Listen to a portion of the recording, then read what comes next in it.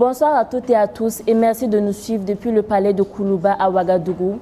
Je suis Lalia Mardia Koulibaly, journaliste présentatrice à Deni Voice et je suis très heureuse de vous accueillir dans cette émission spéciale avec une personne tout aussi spéciale, le président de la transition, chef de l'État, le capitaine Ibrahim Traoré himself.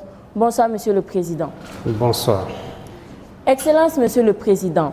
Cet entretien est une première dans notre pays et nous vous remercions pour votre disponibilité à parler aux enfants et avec les enfants.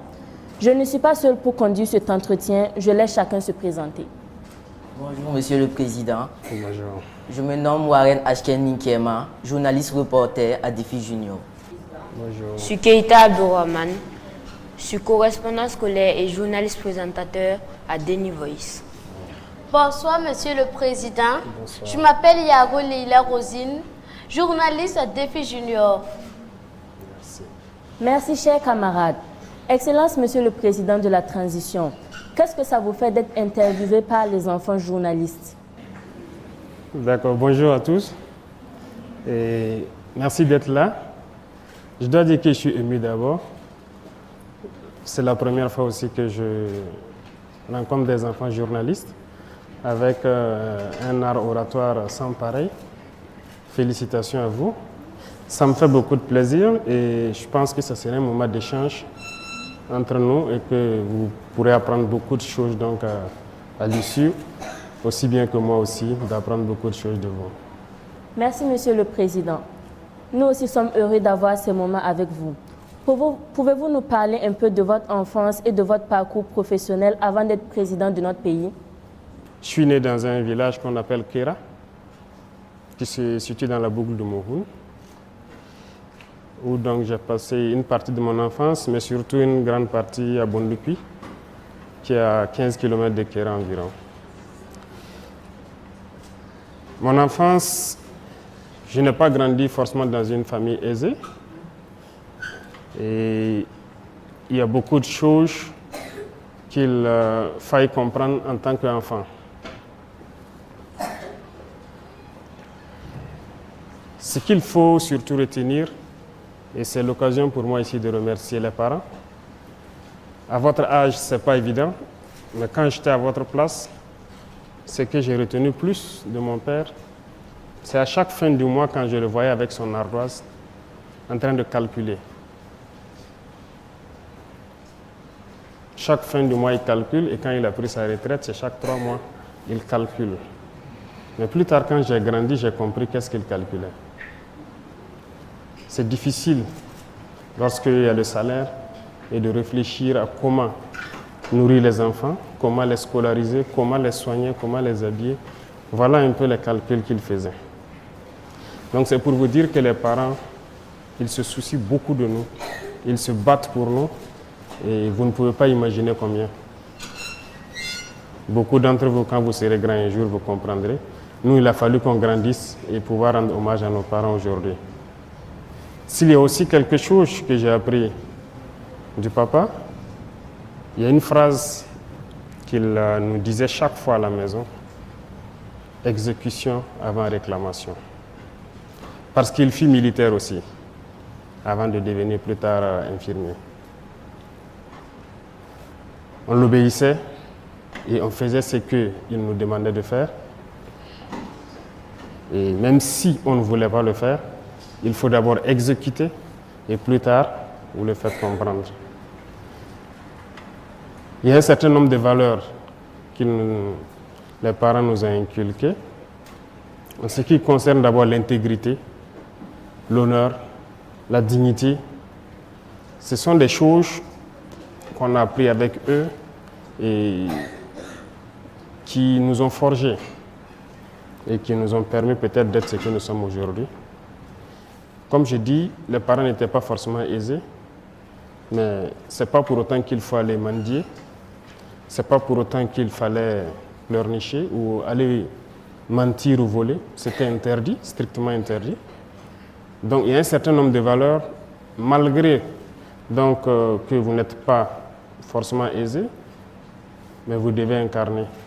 La solidarité, par exemple, on nous apprenait toujours à partager avec les autres. Et je pense qu'il y a eu des moments où peut-être qu'on n'était pas en bonne phase, on était enfant, on ne comprenait pas. Pourquoi la maman, vous savez qu'au village, les enfants des autres peuvent venir passer 1 an, 2 ans avec vous pour étudier ou voilà. Ceux qui quittent les plus petits villages et reviennent en ville. Donc, quand elle nous donnait 2 gâteaux, peut-être qu'elle donnait 3 gâteaux à l'enfant de l'autre. Et nous, bon, en tant qu'enfants, ça nous faisait un peu jaloux. Pourquoi vous ne nous donnez pas peut-être la même chose? Pourquoi même prendre mieux soin de l'enfant de trucs que ses propres enfants? Elle nous disait toujours que vous comprendrez quand vous serez grand, le jour où vous ne serez pas peut-être à côté de nous. Étant grand, on comprend. Et on a appris à partager aussi avec les autres. C'est dans ça que nous avons été forgés. Et moi particulièrement, j'ai fait beaucoup de tâches ménagères, hein. C'est qu'on dirait peut-être les tâches des filles. J'aidais ma maman à laver ses assiettes, à vendre ses beignets et tout.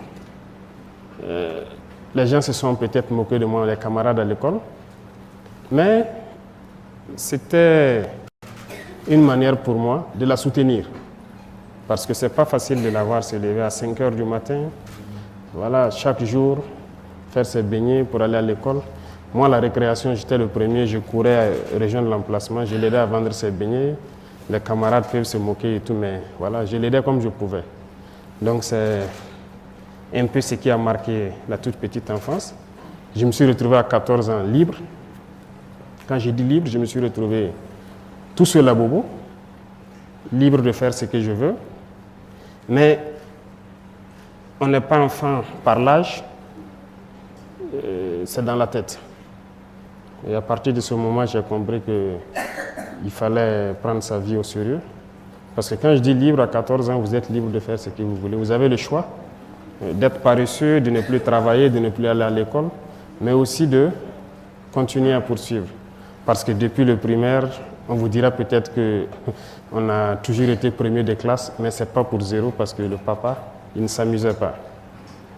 Il prenait tout son temps pour nous instruire à la maison. Et les week-ends, lorsqu'il te donne un problème ou des opérations ou une dictée et que tu n'as pas réussi, tu ne manges pas le petit déjeuner. Voilà un peu comment ça se passait. Mais ça nous a forgés et ça fait de nous aujourd'hui les hommes que nous sommes. Et nous souhaitons pouvoir être à la hauteur et transmettre cela aux enfants que vous êtes. Et je pense que chaque parent devra donner le meilleur de soi-même et vous aussi d'être reconnaissant et de reconnaître donc le travail que les parents font pour nous soigner, pour voilà, prendre soin de vous. Voilà un peu résumé, je peux dire ma tendre enfance, comment ça s'est passé, qu'est-ce qu'on a vécu. Votre parcours professionnel. Il faut dire qu'il y a une chose aujourd'hui, je suis le chef d'État, mais j'étais, comment je vais dire, j'ai fait le primaire, le secondaire, l'université comme tout le monde, mais l'amour d'être militaire m'a toujours habité. Comme je l'ai dit, le vieux était militaire avant d'être infirmier. Depuis l'enfance, ces rangers, ces casques lourds qui étaient à la maison, je les portais.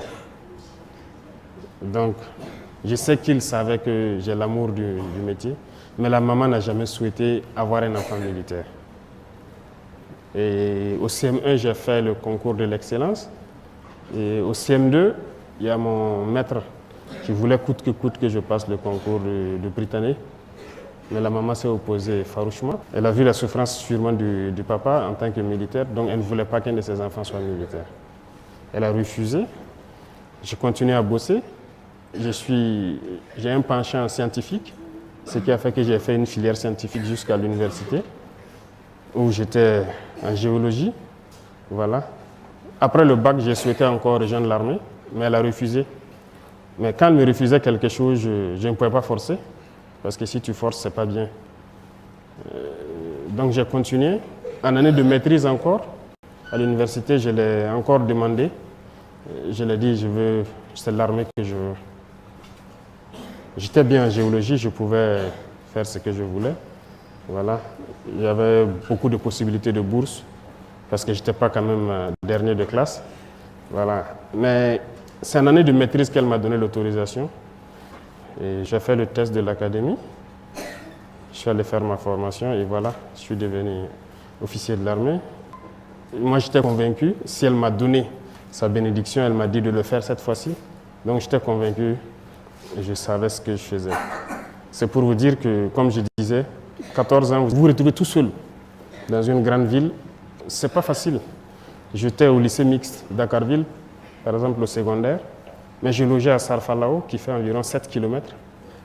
Mais je vous dis que j'ai marché pendant un bon moment.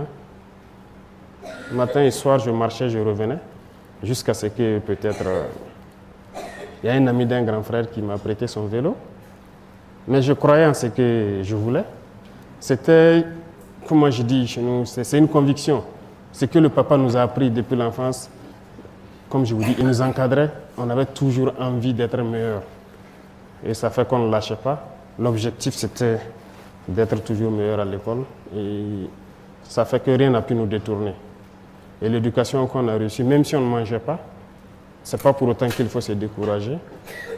Oui, parce que les 3 années, le secondaire, ça n'a pas été aussi simple.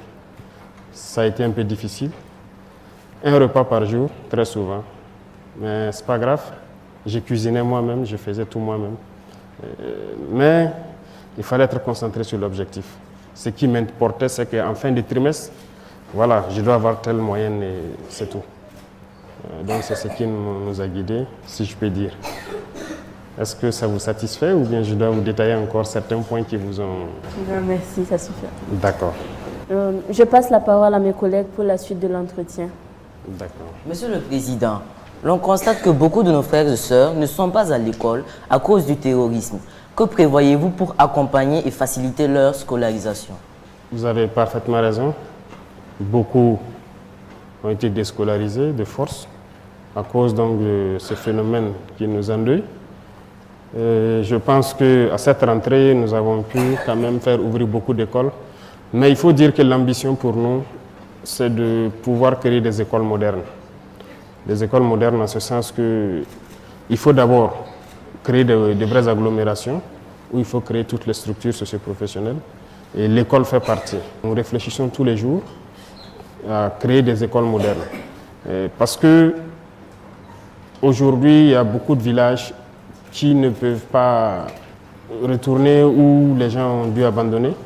Actuellement, les gens sont dans certains centres. On a créé un cadre pour que les gens puissent étudier. Mais ce n'est pas le meilleur cadre pour nous.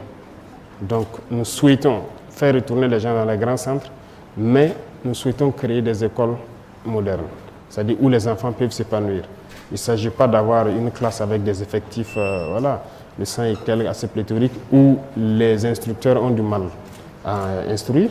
Sinon, cela existe déjà. Nous avons mis un certain nombre de conditions. Mais l'objectif, c'est de créer vraiment, de construire des écoles modernes. Cette année, on a pu construire quelques écoles dans certaines villes déjà. C'est vrai que les gens n'ont pas l'information, mais peut-être que bientôt le reportage sera fait. Des écoles ont été construites avant même les vacances, dans certains centres où il y a eu assez de déplacés.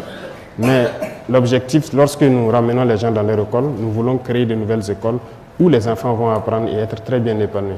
Donc ce processus aussi est en cours. Nous avons ouvert beaucoup d'écoles à cette rentrée-là. Donc beaucoup d'élèves ont repris les cours. Beaucoup de centres qui étaient fermés ont repris. Mais nous sommes dans le processus de construire de nouvelles écoles modernes pour que les enfants puissent étudier et avoir les mêmes chances que ceux qui sont dans les zones non affectées. Excellence, Monsieur le Président. On aimerait bien savoir que fait le gouvernement pour garantir la protection des droits et la sécurité des enfants au Burkina Faso. Je pense que c'est la mission principale du gouvernement. Tout le combat que les gens mènent, c'est pour garantir donc, les droits des enfants, si je peux dire. D'abord, le droit à la vie qui est un droit pour tout le monde. Tout le monde a droit à la vie. Donc tout ce que nous mobilisons, tout ce que nous faisons actuellement, c'est de combattre ce terrorisme-là. C'est pour garantir d'abord le droit à la vie. Et qui dit droit à la vie, droit à la protection donc des enfants. Vous voyez, lorsqu'un père prend les armes, généralement pour combattre le mal, ce n'est pas pour lui qu'il le fait, c'est pour vous les enfants. S'il prend l'arme et qu'il fait face à l'ennemi, il est prêt à mourir, mais c'est pour assurer donc votre protection, c'est pour vous protéger. Donc c'est notre devoir de créer ces conditions pour que les hommes puissent se battre, mais assurer la protection des enfants que vous êtes. Aujourd'hui, nous vivons une situation, mais nous espérons que vos vies soient meilleures que les nôtres. Que ceux qui n'ont pas droit à un certain nombre de privilèges aient ce droit-là demain. Parce que nous sommes convaincus que cette condition peut être réunie au Burkina Faso. Donc nous devons combattre ce mal, assurer votre droit à la vie, qui est le droit élémentaire, assurer donc votre protection, mais aussi que vous puissiez accomplir vos devoirs, parce qu'il n'y a pas que le droit. Je crois que vous le savez bien, l'a dit, les droits et devoirs. Autant on assure vos droits, on met tout en œuvre pour que vous puissiez exprimer et faire vos devoirs.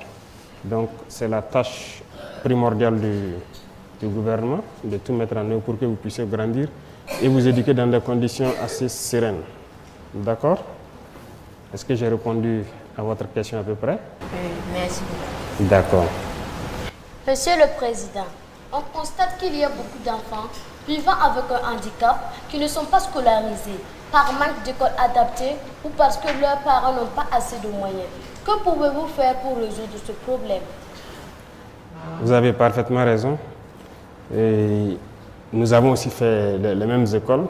Et comme vous le dites, on a souvent constaté qu'on ne fait pas trop attention à ce volet-là depuis un certain temps. Nous avons fait des écoles où, par exemple, pour ceux qui sont handicapés moteurs, on n'avait pas prévu rien que les rampes pour les permettre d'accéder à l'école et tout ça. Mais je pense que ce sont des choses qui sont en train d'être rattrapées actuellement. Et comme je vous parlais tout à l'heure, nous sommes en train de vouloir construire des écoles modernes. Il y a ceux, par exemple, les handicapés moteurs, ils auront leurs droits élémentaires qui peuvent être respectés dans ce genre d'école. Handicapés visuels, je pense que le braille est en train de se développer. Donc il y a beaucoup de facteurs que nous sommes en train d'étudier pour intégrer dans ces écoles modernes dont je parle. Il faut prendre en compte justement les enfants vivant avec les handicaps pour qu'ils ne se retrouvent pas en marge. Et ceux qui n'ont pas les moyens, je veux vous dire quelque chose, l'objectif est de rendre l'école gratuite. Il y a beaucoup de pays où l'éducation est gratuite. Ici, c'est possible. C'est possible parce qu'on a passé le temps à nous faire comprendre, comme je l'ai dit, que nous sommes pauvres, mais nous nous rendons compte que nous ne sommes pas pauvres. C'est la gouvernance le problème, et je pense que c'est ce pourquoi nous nous sommes révoltés, et nous sommes en train de tout mettre en œuvre pour créer les conditions pour que ces questions, vous ne puissiez pas les poser dans les années à venir et dire que les enfants en situation de handicap, s'ils n'ont pas les moyens, l'éducation doit être un droit, c'est un droit et ça doit être une réalité. Et ça doit être gratuit. Le rêve, c'est d'y arriver. Beaucoup de pays le font aujourd'hui. Pourquoi au Burkina Faso on ne pourrait pas le faire? Donc notre combat, c'est de pouvoir rendre l'éducation gratuite, donc il n'y aura pas question de moyens, et de mettre toutes les conditions pour que vous vivez avec un handicap ou pas, que vous puissiez donc bénéficier de l'éducation. Vous pouvez être rassuré sur ça. Je réponds un peu à la question. Merci, Monsieur le Président. Merci beaucoup à vous. À présent, je vous invite à regarder un micro-trottoir que nous avons réalisé. Les enfants partagent avec nous leurs rêves pour le Burkina Faso. Ils ont été interrogés par Faisal Soré et Nadi Traoré, journalistes à Deni Voice.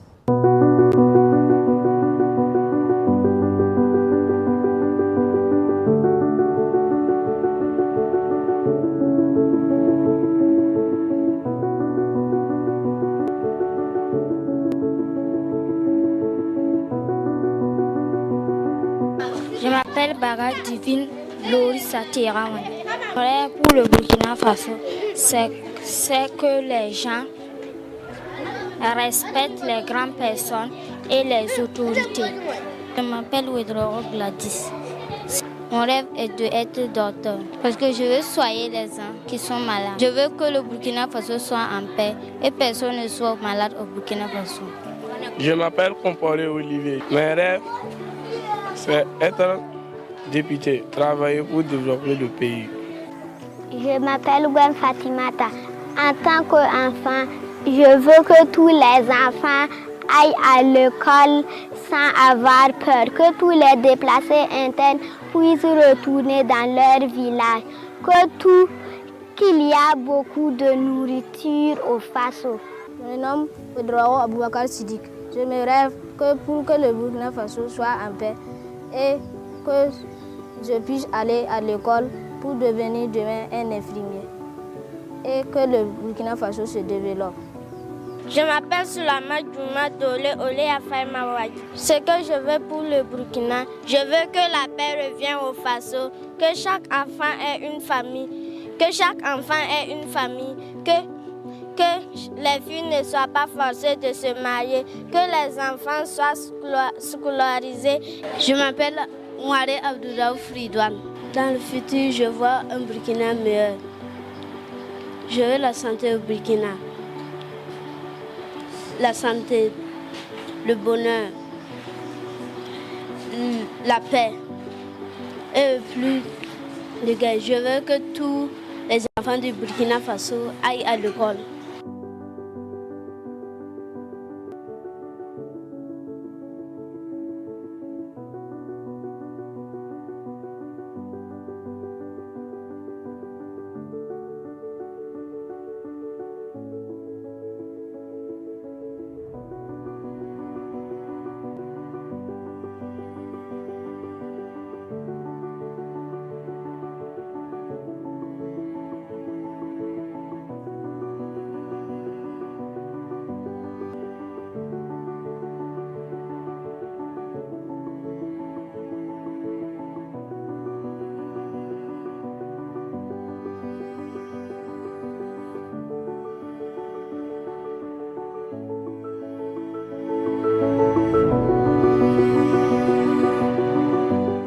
Monsieur le Président, réaction après ce que vous venez de voir. Il y a un de vos camarades, c'est Ridouane, c'est ça, qui dit qu'il rêve d'un futur, voilà, du Burkina Faso, où il y a le bonheur, la paix. Il a résumé beaucoup de choses. C'est aussi notre rêve. Beaucoup parlent de la paix, retourner à l'école et tout.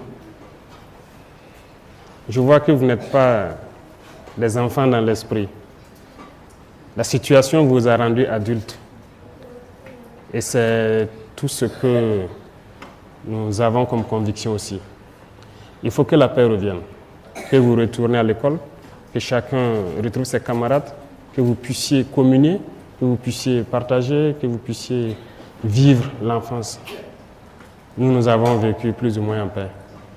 Et si aujourd'hui les enfants n'arrivent pas à vivre ce minimum d'amour qu'ils ont pu partager là, ça nous met mal à l'aise. Donc le combat, c'est de ramener cette paix-là. Et aussi, comme il a dit, un avenir meilleur, le bonheur, le développement, c'est possible. Parce que je peux vous assurer que vos enseignants et en tout cas les pédagogues sont à pied d'œuvre pour créer les conditions pour que vous puissiez apprendre le Burkina réel. Parce que ce que nous avons appris, ce n'est pas forcément bien pour la tête. Qu'est-ce que je veux dire par là? Par exemple, on ne vous dit pas toutes les potentialités du Burkina. Il faut qu'on puisse vous enseigner cela. Donc vos manuels scolaires vont sûrement changer. Les gens sont à pied d'œuvre pour inscrire dedans les réalités.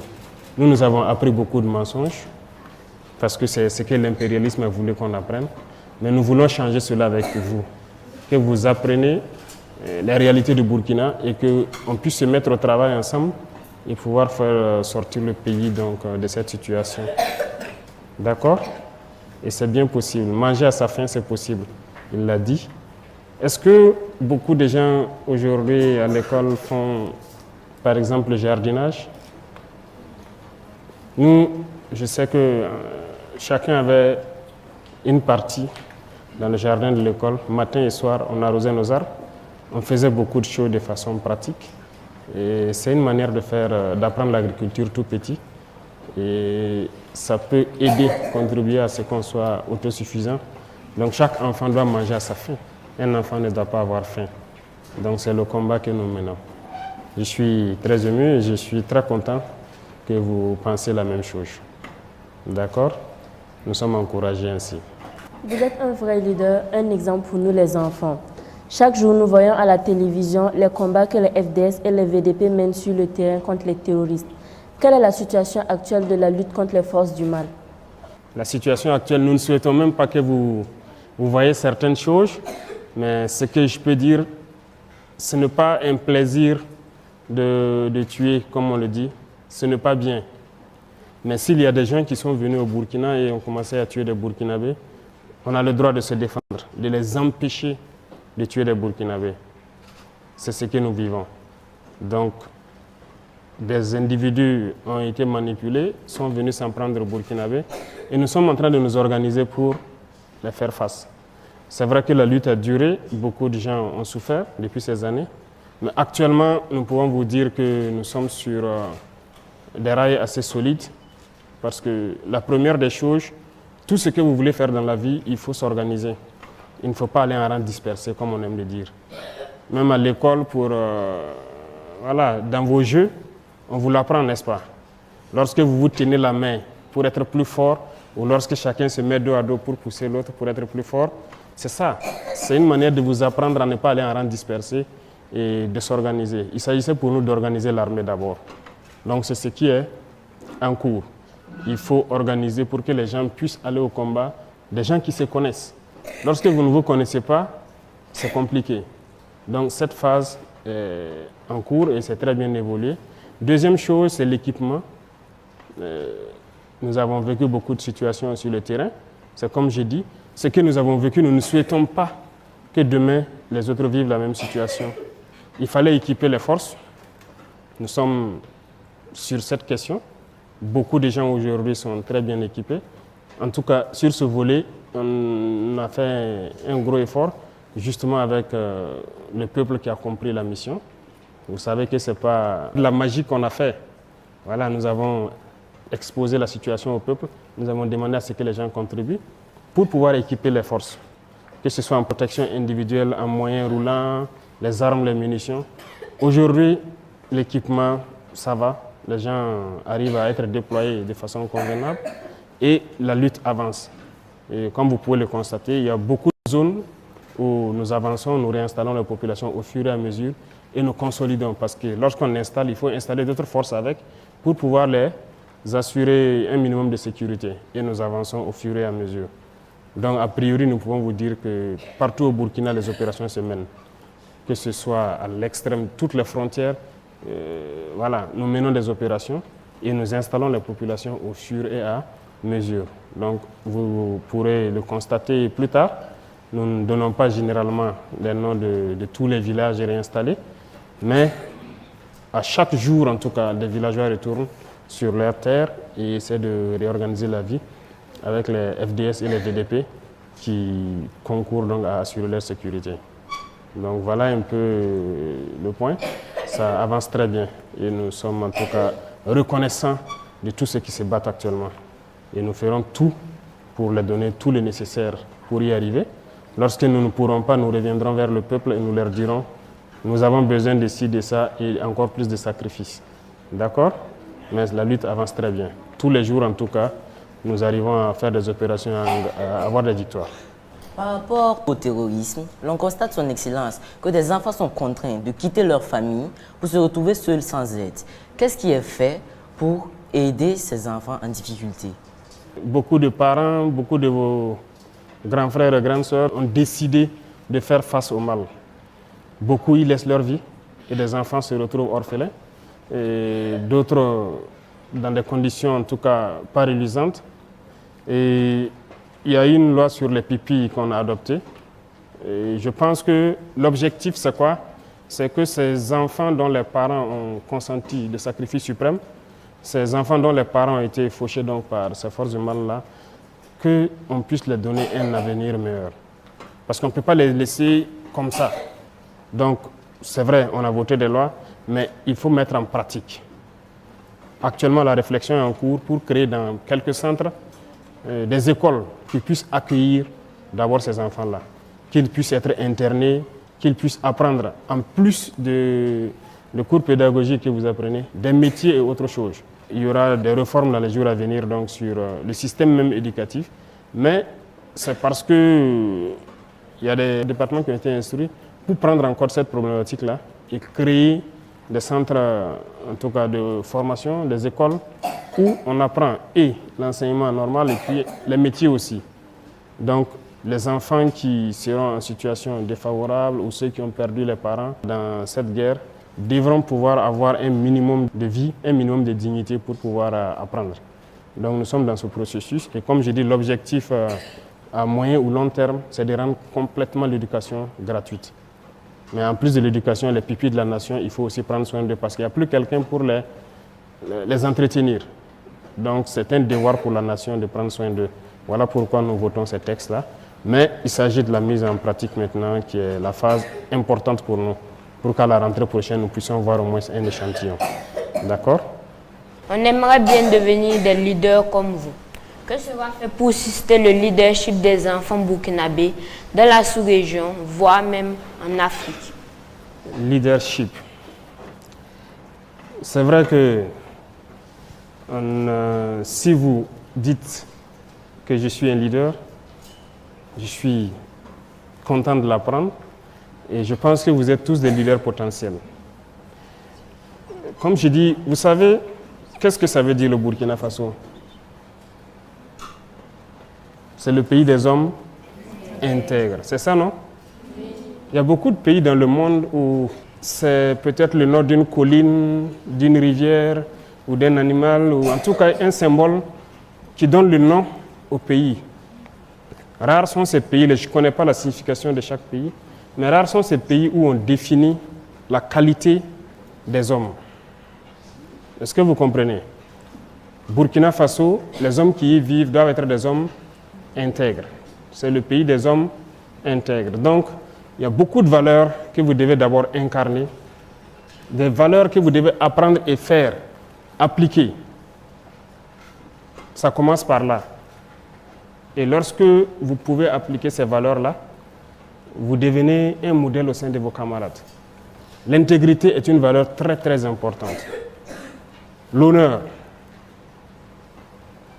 Je pense qu'il y a un petit bouquin, et on espère que ça pourrait être partagé un peu partout, et que l'éducation civique et morale dans les écoles on puisse vous apprendre toutes ces valeurs-là.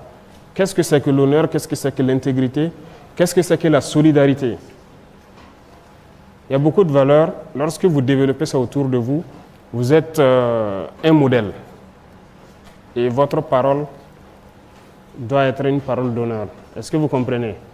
Donc, nous allons instaurer donc dans vos cursus là un certain nombre de cours qui puissent vous permettre déjà de dégager l'assurance de pouvoir être des modèles pour vos camarades.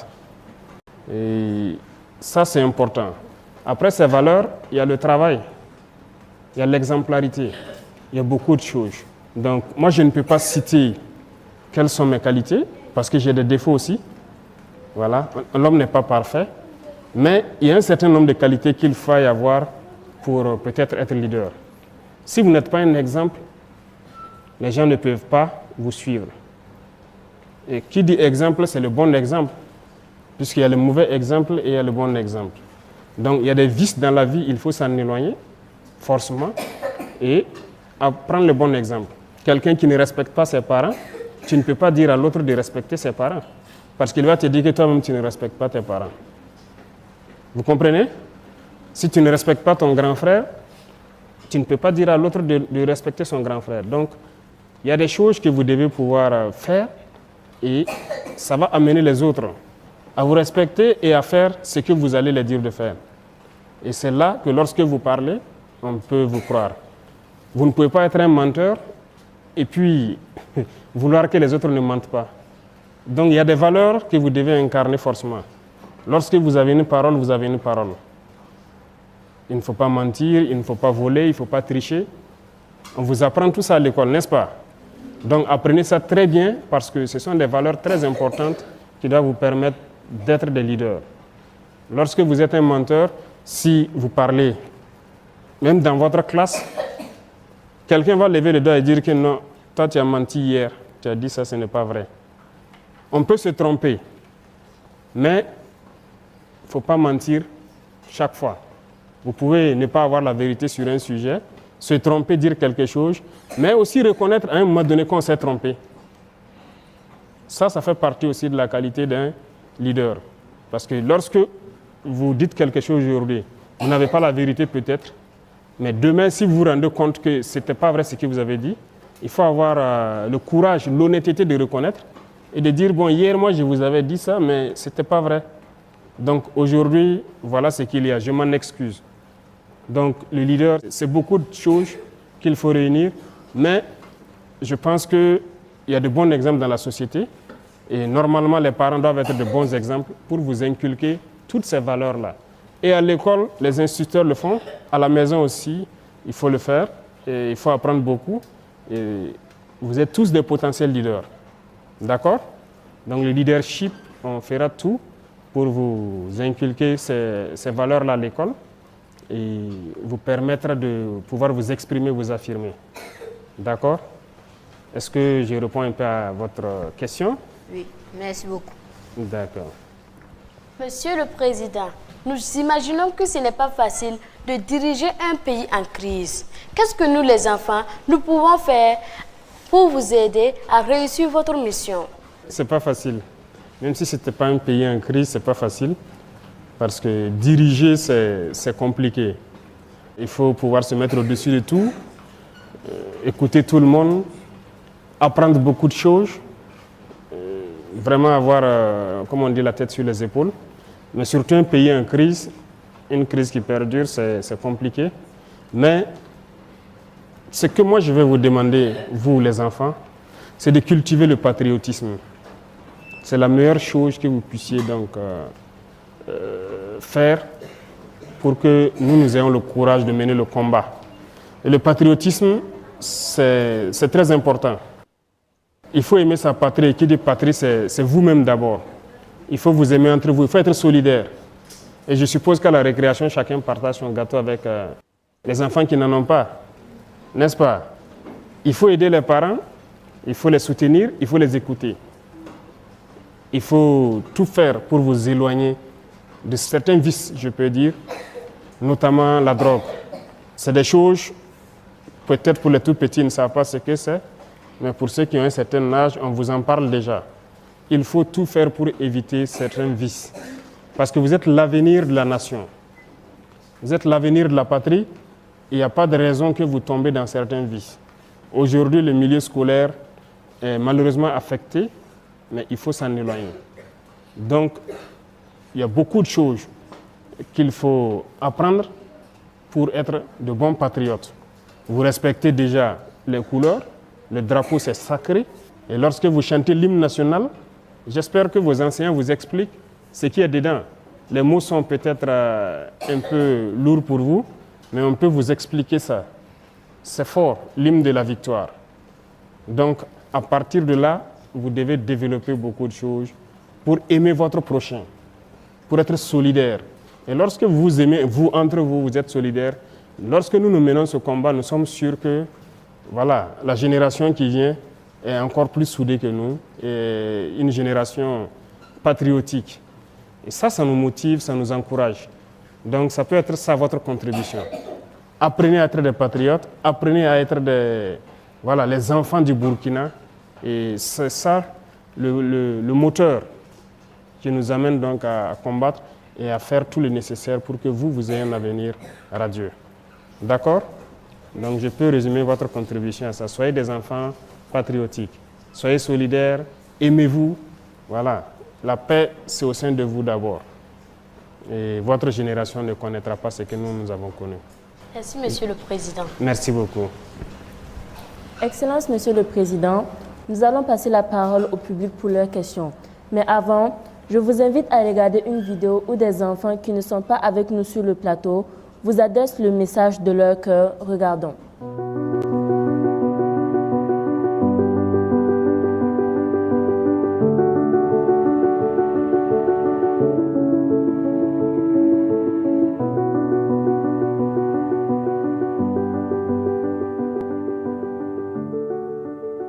Je m'appelle Toukone Jennifer. Je veux que le président surveille les Burkinabés et qu'il fasse finir le terrorisme au Burkina Faso. Je m'appelle Kompori Radia Oudat. Je veux que le président sorte parler et que les enfants respectent le code de la route. Je m'appelle Namono Célestin. Monsieur le Président, est-ce que vous avez une solution pour nous, puisque nos camarades déplacés puissent tourner dans leur localité? Monsieur le Président, nous allons Côte d'Ivoire, aller au Konyalmande, mais école Fana Konyalmande, ne fait minina fait, à Seko Bella Jenike, Kassira Kelek Gang à Bangadoura, ou la dame s'en oublie à Chirata école de Je m'appelle Ilbudo Ornella. Je veux qu'il baisse les prix de nourriture pour qu'on puisse manger bien et partir à l'école. Je m'appelle Foulama Brian. Je veux que le président du Faso paye la scolarité de tous les enfants qui n'ont pas l'argent pour payer leur scolarité et qu'il leur donne beaucoup à manger.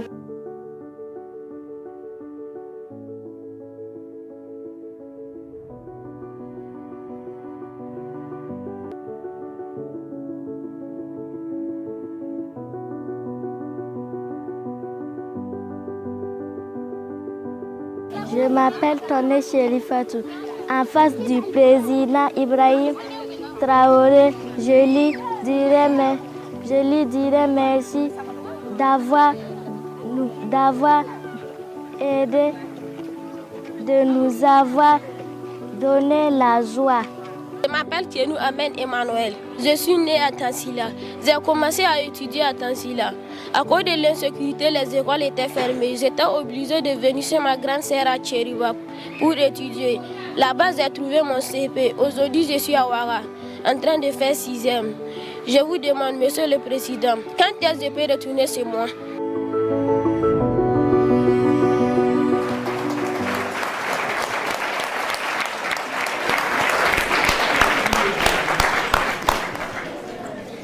Monsieur le Président, réaction après ce que vous venez de voir.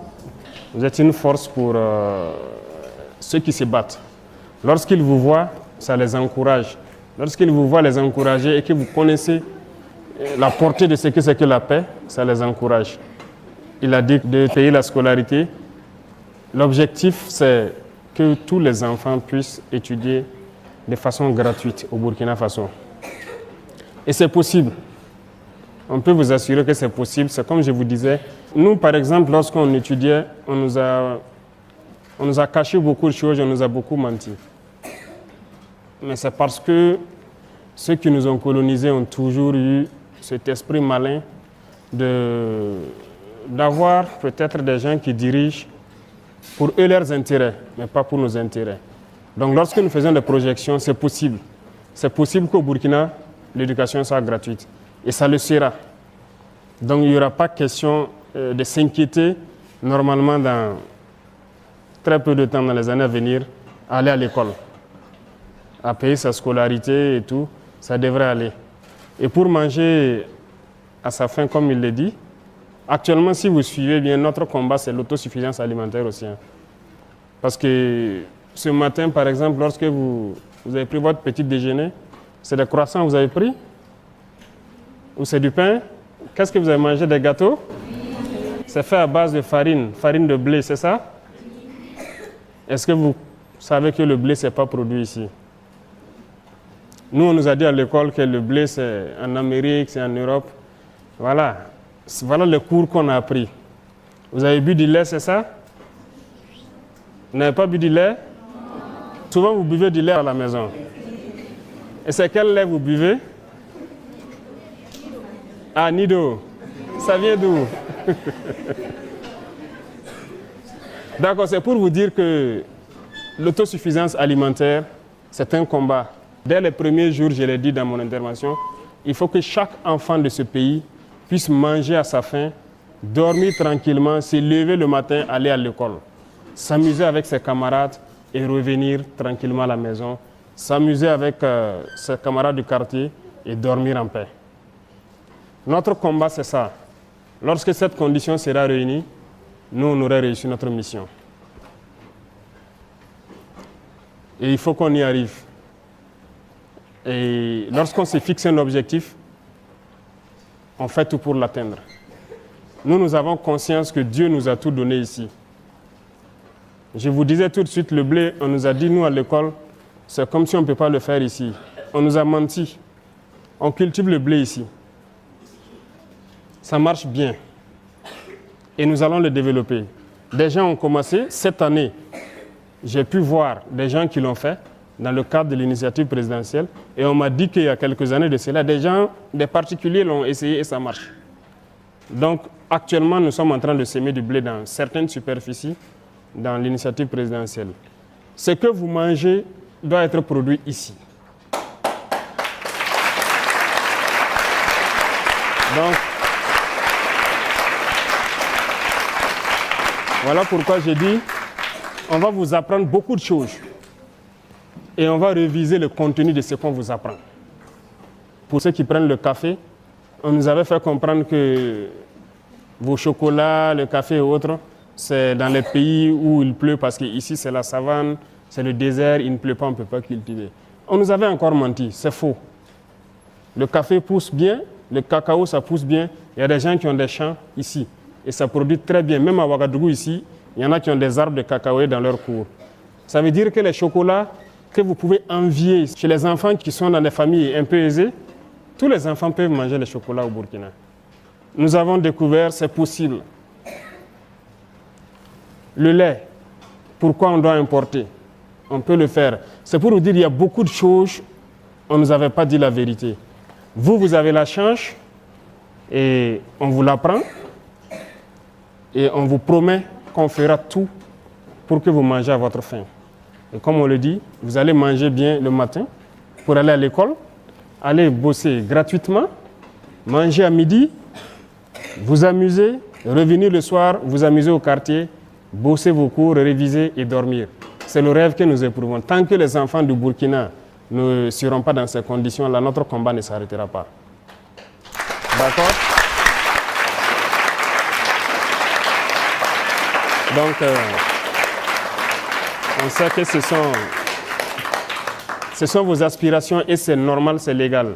Tout parent se bat pour ça. Même ceux qui n'ont pas d'enfants se battent dans l'espoir d'avoir des enfants et de prendre soin d'eux pour qu'ils vivent dans des conditions meilleures que eux et qu'ils puissent être meilleurs que eux. C'est le combat de tout le monde, de toute génération. Nous avons la chance, Dieu nous a tout donné. Partout au Burkina, vous savez que partout on cultive. Partout. Au Sahel, là on vous dit que c'est le désert, ce n'est que le sable. On peut produire. Nous, on nous a beaucoup menti à l'école, mais c'est le formatage des colons. Il nous fait comprendre cela pour qu'on ne réfléchisse pas. Mais on s'est rendu compte que tout est faux. Si Dieu a laissé beaucoup de lacs dans ce désert-là, il sait pourquoi. On peut tout cultiver au Burkina, on peut tout faire. La terre est fertile. Et il y a des choses tellement naturelles au Burkina qu'on n'a même pas planté, mais qui étaient là. N'est-ce pas? Est-ce que le karité, vous avez appris à planter des karités? Vous êtes né trouvé, non? Ça a l'état sauvage dans la nature. Vous savez que c'est un don de Dieu. C'est beaucoup de choses qui sont dans les karités. Vous avez le beurre de karité, qui est de l'huile, c'est important. Vous savez qu'il y a du chocolat dedans? Voilà, il y a beaucoup de choses. Il y a 7 sous-produits dans le karité. Vous avez le néré, qui est un produit naturel. Beaucoup de choses. Ce n'est pas uniquement les ressources sous le sol. Même sous le sol, on nous avait appris que le sol est ferralitique ici, c'est pas trop riche, tout est faux. Vous voyez, aujourd'hui, il y a beaucoup d'or au Burkina. Mais c'est seulement mal géré. Et notre mission, c'est de pouvoir bien gérer ces ressources-là et vous entretenir, prendre soin de vous pour que vous soyez dans vos droits élémentaires de bien vivre, d'aller à l'école et qu'on puisse vous protéger. Et aussi que vous puissiez accomplir vos devoirs. Parce que vos devoirs, c'est très important. N'est-ce pas? Il faut faire vos devoirs. Il ne faut pas se limiter uniquement aux droits. Lorsque les gens vous disent que vous avez des droits, ajoutez et des devoirs. Vous avez des devoirs envers vos parents, envers vos aînés, envers la patrie. Vous avez des devoirs. Quelqu'un a parlé de feu, la circulation et tout ça. Vous voyez, vous pouvez voir des grandes personnes ne pas respecter le feu, ne pas respecter certaines choses dans la circulation. Mais il y a des écoles où on vous apprend, et on souhaite que ce soit dans toutes les écoles, Il ne faut pas être ce genre d'adulte-là. Le civisme. Vous voyez que des gens peuvent rouler, ils boivent son sachet d'eau, ils jettent, pendant qu'on peut trouver une poubelle et mettre dedans. On doit nettoyer, on doit rendre notre cadre de vie propre. C'est un devoir citoyen, c'est du civisme. Vous voyez aujourd'hui la maladie de la dengue qui nous fatigue. On fait beaucoup d'efforts, les médecins, les infirmiers. C'est le lieu de les rendre hommage d'ailleurs. Je vois que beaucoup d'enfants souhaitent être médecins et tout, pour que les gens soient en bonne santé. Mais est-ce que vous savez que cette maladie, principalement, c'est de la saleté? Les gîtes, quand on parle de gîtes larvaires, vous voyez l'eau sale qui est dans la rue, les moustiques se posent dessus parce qu'eux, ils veulent ça pour se développer. Et nous, on crée les conditions pour que les moustiques aient ça pour se développer. On est beaucoup sale, il faut le reconnaître, donc il faut beaucoup assainir. Peut-être que les plus grands regardent un peu la télé. On a lancé une initiative la semaine passée, l'initiative présidentielle pour le développement communautaire. L'objectif, c'est d'assainir nos villes. Voilà. L'épidémie sévit beaucoup plus à Bobo et à Ouaga, les deux grandes villes, mais c'est parce que nous sommes sales. Ceux qui jettent les sachets dans les rues, ça part obstruer les caniveaux, d'autres jettent l'eau sale, ça reste là. Dans nos quartiers, on n'arrive même pas à creuser nous-mêmes les caniveaux. On va faire sortir les gens vont travailler. Voilà, les 6 mètres où il n'y a pas de caniveau et tout, chacun va donner quelqu'un, on va creuser. Si on a du ciment, on met pour drainer les eaux vers les grands caniveaux et sortir de la ville. Le civisme, ça compte beaucoup.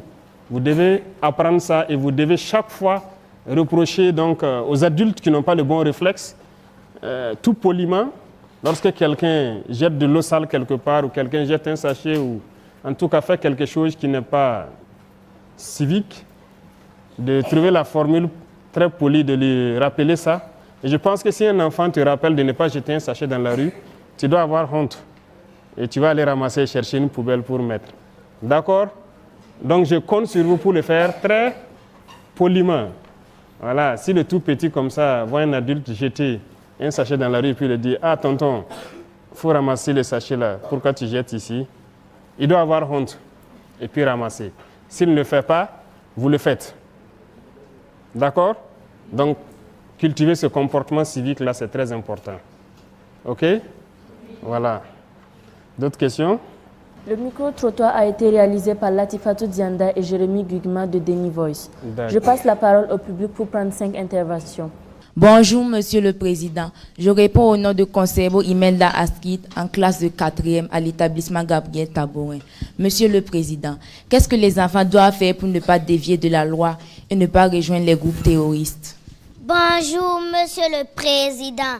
Je m'appelle Traoré Nandi Ketia Pegwende. Je fais la classe de CE2C et j'ai 8 ans. Comment nous, les enfants, pouvons contribuer à la paix? Bonjour, Monsieur le Président. Je réponds au nom de Yira Akimianik. Je suis âgé de 11 ans. Je suis en classe de 6e C au lycée de l'Alliance chrétienne de Cambouin-Saint. Monsieur le Président, il y a beaucoup d'enfants malades dans les hôpitaux dont les parents n'ont pas les moyens pour assurer leurs soins de santé. Qu'est-ce qui est fait pour les aider? Bonjour, Monsieur le Président. Je me nomme Koulibaly Suleiman. Je suis élève en classe de 4e à l'école Enko Ouaga Campus. Ma question est la suivante, Monsieur le Président. Quelles sont les mesures prises par votre gouvernement pour lutter contre le mariage des enfants et leur emploi dans les zones d'orpaillage? Bonjour, Monsieur le Président. Je me nomme Ouedrago Kenza. J'ai 12 ans, en classe de 4e C, au collège Saint-Jean-Baptiste de la Salle. Monsieur le Président, aujourd'hui c'est un honneur pour moi de pouvoir réaliser mon rêve, qui est de vous rencontrer, ainsi de pouvoir vous poser une question. Ma question est la suivante. Monsieur le Président, est-ce que les droits de l'enfant font partie des priorités de votre gouvernement? C'est bon? D'accord, merci beaucoup. Merci, chers camarades, pour les questions. Maintenant, nous allons écouter les réponses de son Excellence, Monsieur le Président de la Transition, chef de l'État. La première question, c'est qu'est-ce que les enfants doivent faire pour ne pas être en porte-à-faux avec la loi et rejoindre le groupe? Si vous apprenez bien ce que vos instructeurs vous disent en la matière, vous ne devez pas normalement enfreindre la loi. Et je vous ai parlé tout de suite de patriotisme, de civisme. qui doit vous permettre de ne pas enfreindre la loi. Maintenant, quand il s'agit des groupes terroristes, il faut retenir quelque chose. C'est Dieu qui nous a créés. Donc, on n'a pas le droit d'ôter la vie à quelqu'un. Ça, c'est un paramètre très important. Et qu'est-ce que le terrorisme fait? C'est venir tuer, instaurer la peur et tout. Donc, c'est le mal. Et vous ne devez jamais avoir le mal en tête. Donc, vous devez tout faire pour ne pas faire du mal à votre prochain. Quand je dis du mal, il ne faut même pas parler à votre camarade de sorte qu'il ne soit pas heureux. Il faut être solidaire. Lorsque vos camarades n'ont pas quelque chose ou ont besoin de quelque chose, il faut les soutenir. Vous avez parlé des enfants qui n'ont plus de parents dû au terrorisme.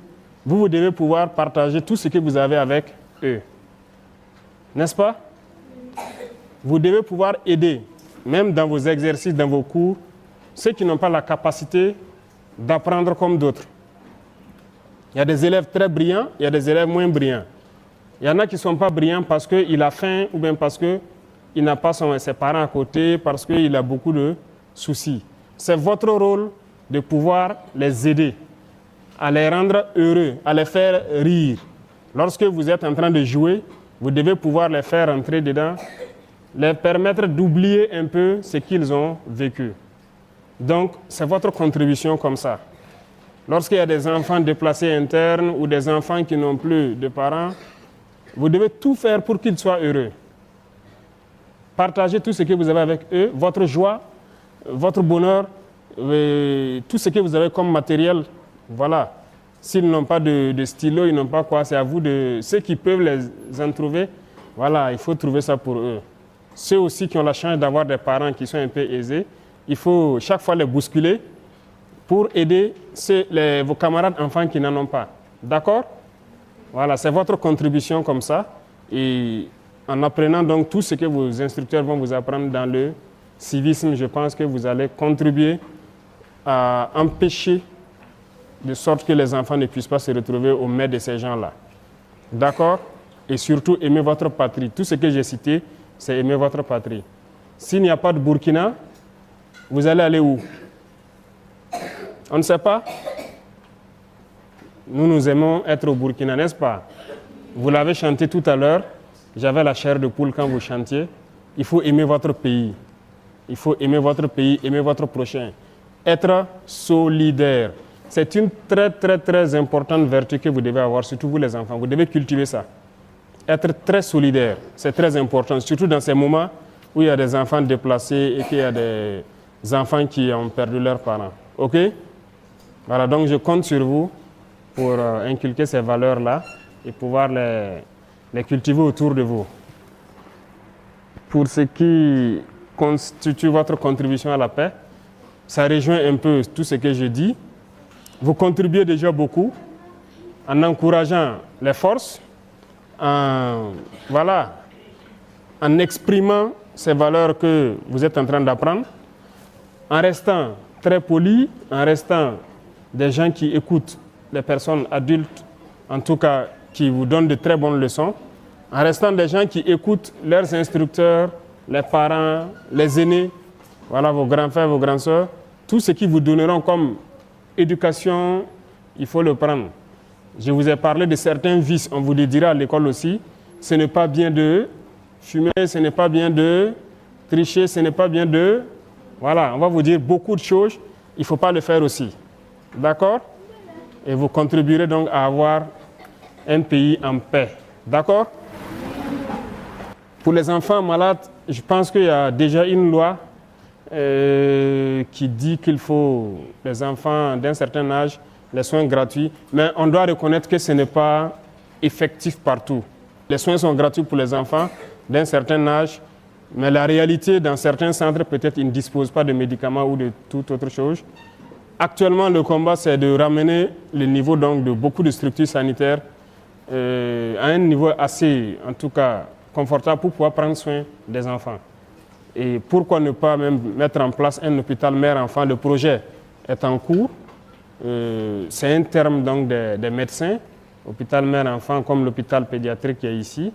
où on va soigner uniquement les enfants en fait. Donc, il faut développer les capacités de ces hôpitaux-là. Ce sont des processus qui sont en cours pour pouvoir donner le meilleur donc, de nous et prendre soin des enfants jusqu'à un certain niveau, les prendre en charge gratuitement. Aujourd'hui, il y a beaucoup de choses pour certains maux qui sont pris en charge gratuitement. On ne souhaite même pas que les enfants aient ça, mais il se trouve qu'il y a des enfants, par exemple, qui ont des maux comme les cancers. Et on a réveillé notre hôpital qui soigne ça. Et c'est gratuit pour les enfants de 0 jusqu'à 15 ans, je crois. Donc il y a un certain nombre de pathologies aussi où la prise en charge est gratuite. Mais nous travaillons à ce que dans une frange d'âge donnée, lorsqu'un enfant ne se sent pas, il part à l'hôpital, il puisse tout avoir gratuitement. Mais c'est un travail qui va demander, voilà, on ne peut pas le dire qu'on le fera demain, mais les capacités vont augmenter au fur et à mesure. Nous connaissons la réalité de nos infirmeries, de nos hôpitaux, et on fait l'effort de pouvoir accroître leurs capacités et créer des centres un peu plus modernes pour prendre soin de vous. OK? L'autre question, c'est le mariage et puis les sites d'orpaillage. Il y a beaucoup de textes qui sont en train d'être revus. Comme je vous ai dit, il y a des choses qui ne cadrent pas avec notre temps. Et c'est ça qu'on appelle les réformes. C'est ce qu'on est en train de faire. Il y a beaucoup de textes qu'on est en train de relire. Dans ces textes-là, c'est ce qu'on appelle le code des personnes de la famille. OK? Voilà. Même le code pénal, tout ça, c'est en relecture. Et je pense qu'on va revoir la question du mariage précoce. Il y a déjà des textes qui existent, mais l'application peine souvent. Et il faut reconnaître que dans certains villages, ça continue, le mariage des enfants. Mais il faut mettre en œuvre pour qu'il y ait toutes les structures au plus près des populations pour empêcher cela. Et au fur et à mesure, comme je le disais, de la reconquête, lorsqu'on installe des villages, on fait tout pour qu'on les accompagne avec toutes les structures possibles et appliquer les sanctions qu'il faut lorsque les gens s'entêtent à le faire. On vous a dit ça, non? Lorsqu'il y a des règles dans la société et que vous ne respectez pas, il y a des sanctions qui vont avec. N'est-ce pas? Voilà, donc si des adultes forcent pour marier les enfants, il y a des sanctions qui sont prévues. Et on est en train de relire les textes, peut-être pour aggraver les sanctions, pour que personne n'ose le faire. D'accord? Voilà. Vous devez vivre votre enfance et au moment venu, avoir le choix. Donc, c'est un combat, c'est une lutte. On est là-dessus. Concernant les sites d'orpaillage, c'est vrai, c'est une réalité, on observe dans les images. Et nous aussi, on a été sur le terrain, on a constaté beaucoup. Les enfants qui y travaillent. Actuellement, nous sommes en train de chercher d'abord à mécaniser. Même les sites artisanaux, on veut tout mécaniser. Si nous arrivons à rendre l'éducation gratuite, tous les enfants vont aller à l'école. Vous pensez qu'ils vont aller encore sur les sites d'orpaillage? Non. Donc si l'école devient gratuite et qu'on arrive à manger à notre faim, vous ne verrez plus d'enfants sur les sites d'orpaillage. Les enfants ne partent pas là-bas par plaisir, parce qu'ils sont très exposés. Il y a des produits chimiques tels que le mercure, le cyanure. C'est très dangereux. Ce n'est pas bon pour la santé et nous le reconnaissons. Et même les adultes qui y travaillent, comme je dis, on est en train de vouloir mécaniser pour qu'ils ne soient pas en contact avec ces substances-là, parce que ça détruit notre jeunesse. Beaucoup de gens ont des techniques pour mécaniser un peu l'orpaillage là. Et si nous arrivons à le faire et rendre l'enseignement gratuit, produire sérieusement pour que tout le monde mange à sa faim, je pense qu'aucun enfant ne va se retrouver sur les sites d'orpaillage. Si les droits des enfants font partie des priorités, les droits et les devoirs, c'est ce que je dis, d'accord? Mais les droits des enfants, c'est la priorité de tout le monde. Ce n'est pas de notre gouvernement seulement. Le premier droit, c'est le droit à la vie. C'est l'essence même de notre combat. Donc, c'est une priorité. Le droit à l'éducation, c'est l'essence de notre combat. Tout de suite, je vous disais quoi? Nous, on nous a menti. On ne veut pas que vous, on vous mente. C'est l'éducation. Qu'est-ce qu'on doit vous mettre dans la tête pour que le pays se porte bien? Donc, c'est un droit que nous puissions mettre tout en œuvre pour vous apprendre les réalités du Burkina, ce qui est bien pour le Burkina et que vous soyez de très bons Burkinabés. Donc, ce droit à l'éducation-là, qu'on le veuille ou pas, si on veut que ce pays reste Burkina, nous sommes obligés de développer ça. Donc, ça fait partie de nos priorités. Et comme je dis, tous ceux qui se battent aujourd'hui au front, FDS, VDP, c'est pour vous protéger. Lorsqu'un père se lève et prend l'arme, il part au contact de l'ennemi, c'est pour que ses enfants puissent vivre en paix. Lui, il est prêt à mourir, mais il veut protéger ses enfants. Donc, ça fait partie de vos droits, qu'on puisse vous protéger. Vous pouvez être rassurés, c'est tout le combat que nous menons. Et je résume encore à la même phrase que je dis. Il faut que vous, les enfants, vous puissiez manger à votre faim, aller à l'école tranquillement et dormir en paix. Donc, ça fait partie de notre combat. C'est ce pourquoi nous sommes là. Donc, ça fait partie de nos priorités. Et vous permettre d'accomplir vos devoirs. N'est-ce pas? N'oubliez pas ce paramètre. Il faut accomplir vos devoirs également. Voilà un peu, si je peux dire, la réponse aux 5 intervenants, si je me trompe. Autre question? Monsieur le Président, merci pour ces réponses. Excellence, Monsieur le Président de la Transition, chef de l'État. À l'occasion de la Journée mondiale de l'enfance, célébrée chaque 20 novembre, nous, les enfants du Burkina, avons un message à vous adresser. Notre message sera lu par Diko Leila de la province du Soum, chef-lieu Djibo. Excellence, Monsieur le Président, Mesdames et Messieurs, chers camarades, bonjour. Je reprends au nom de Diko Leila, âgée de 14 ans, en classe de 3e. Je suis journaliste présentatrice en langue nationale Fulfulde en défi junior.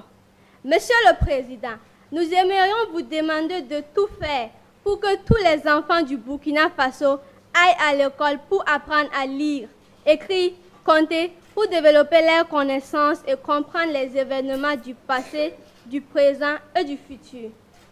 Monsieur le Président, au nom de tous les enfants de toutes les régions du Burkina Faso, je vous demande de faire tout votre possible pour que les enfants déplacés internes aient un logement et jouissent de tous leurs droits.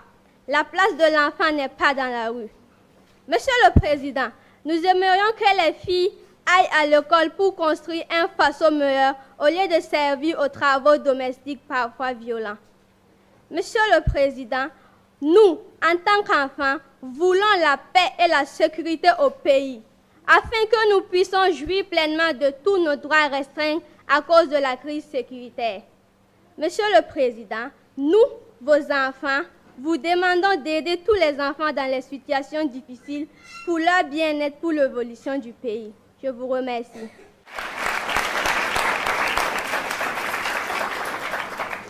Merci beaucoup.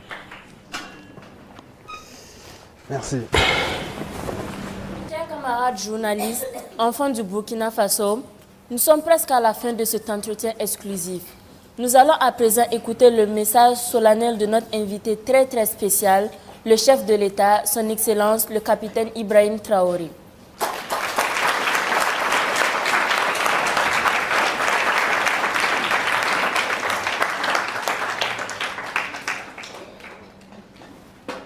D'accord, merci beaucoup. Et j'espère que nous avons passé de très bons moments. J'avoue que je suis très surpris. À votre âge, ce n'est pas évident que je puisse faire ce que vous faites. Mais c'est ce que nous souhaitons. Tout le combat, c'est que vous soyez meilleurs que nous. Et cultivez en vous le patriotisme, cultivez en vous le civisme, écoutez donc vos enseignants, les parents, les aînés, et apprenez les bonnes manières. Retenez quelque chose, il n'y a qu'un seul Burkina. Et comme je vous dis, le Burkinabé se définit par l'homme intègre. Et qui dit homme intègre, c'est plusieurs valeurs qu'on vous apprend. Apprenez à vivre, à exprimer ces valeurs-là. Soyez solidaires avec vos camarades qui ont de la peine à peut-être avoir la joie, qui ont de la peine à pouvoir se nourrir. Soyez très solidaires. C'est à travers la solidarité que vous allez nous aider à construire une paix dans cette génération qui monte. Et à nous encourager, nous qui nous battons, pour nous donner encore plus pour que vous puissiez avoir un avenir à Dieu. Soyez sûrs d'une chose, nous nous battrons pour que vous puissiez étudier dans de bonnes conditions et vivre dans de bonnes conditions. C'est l'essence de notre combat et nous pouvons vous faire le serment ici que nous n'allons pas trahir cet esprit de combat-là. Donc soyez rassurés et apprenez surtout à prendre soin de ceux qui ne seront pas à la même hauteur, que ce soit sur le plan matériel ou surtout pédagogique. C'est très important pour ceux qui n'ont pas pu finir l'année. Il y a un qui a quitté Tansila, qui s'est retrouvé à Kiriba, c'est ça, qui est actuellement à Ouagadougou. Il faut que vous puissiez vous aider. Tout le monde n'a pas la même capacité, mais vous avez ce devoir-là d'aider les autres. En tout cas, merci beaucoup d'être venu passer une journée entière avec nous. Et je souhaite que l'année scolaire qui a démarré soit une année de succès pour vous et que pour le Burkina Faso, ce soit une année de succès sur le terrorisme et que la paix puisse revenir et que ceux qui ont quitté leur localité puissent rejoindre et jouir de leurs droits et pouvoir exprimer leurs devoirs. Merci beaucoup à vous.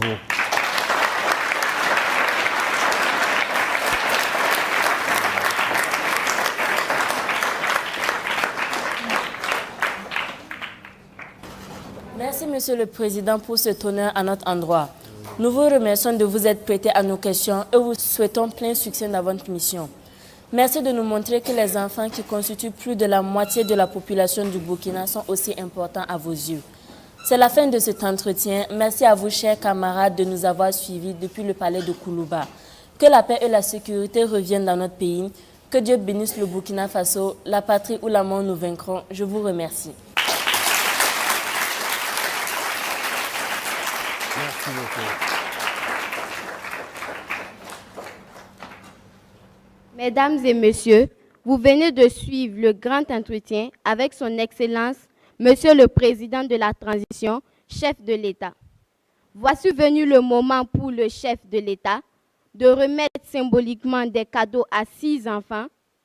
Il s'agit d'un recueil dédicacé et un sac à dos souvenir de cette rencontre historique. J'invite à recevoir les cadeaux Dembélé Yasmine.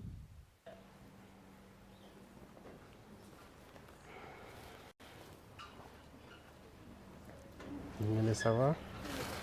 Fais un bon usage, d'accord? Voilà. Et apprends ça à tes camarades, ok? Merci, beaucoup de courage. Dao Awa Nafisatou. Dao, ça va? Ça va. Fais un bon usage, apprends très bien et apprends tes camarades aussi, ok? Merci. J'aimerais prendre une photo avec vous. D'accord, allons-y. J'espère que vous prenez bien la photo. Hein. Merci. Touré Amadou. Touré. Fais un bon usage. D'accord. Voilà, beaucoup de courage. Zongo Colotin. Zongo, ça va? Fais un bon usage. Merci. Allez, courage. Anloum Ama Meivin. Allez, faites un bon usage. D'accord. Beaucoup de courage. Merci beaucoup. Redraogo Yanis. Fais un bon usage. Ok. Allez, beaucoup de courage. Les autres pourront entrer en possession de leurs cadeaux juste après le déjeuner offert par son Excellence le capitaine Ibrahim Traoré, président de la transition, chef de l'État.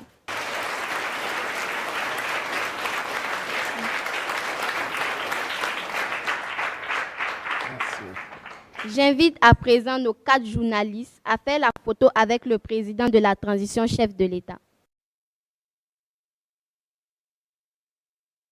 Mesdames et messieurs, merci de vous tenir debout pour le retrait de son Excellence, le capitaine Ibrahim Traoré, président de la transition, chef de l'État. La suite du programme prévoit la photo au perron. Je vous remercie.